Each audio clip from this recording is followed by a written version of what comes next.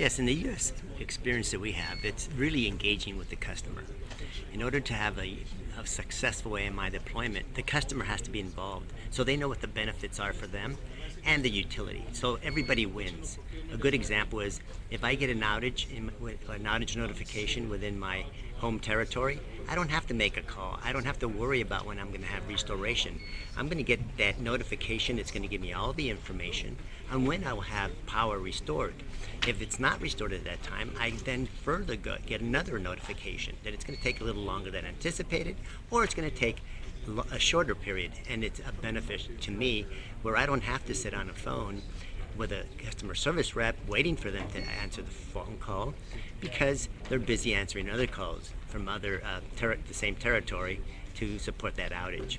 So now the utility doesn't get all these calls. The benefit to them is that some utilities in the United States, that one of them that I know specifically of, I won't name it, it costs them over $9, just over $9 to support every call coming in. It's a large utility.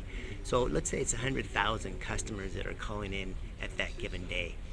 And it doesn't have to be related to that outage, but it could be related to other reasons. And it's going to cost you over $900,000 for that day. So can you imagine the operational efficiencies, the decrease in pricing, and the utility benefits from this?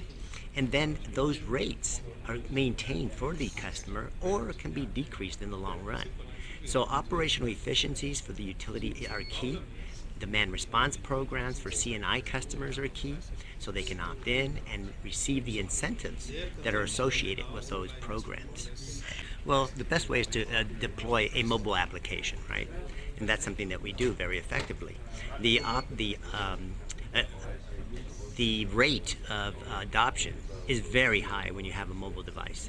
Let's face reality, everybody around the world uses their phone for many reasons.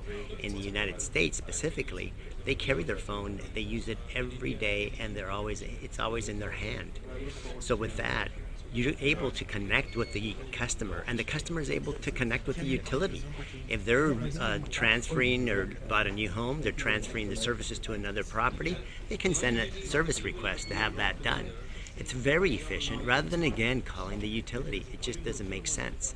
And the utility can take action very quickly, generate a work order to support that change, and get the worker out in the field associated with that request for service and service transfer.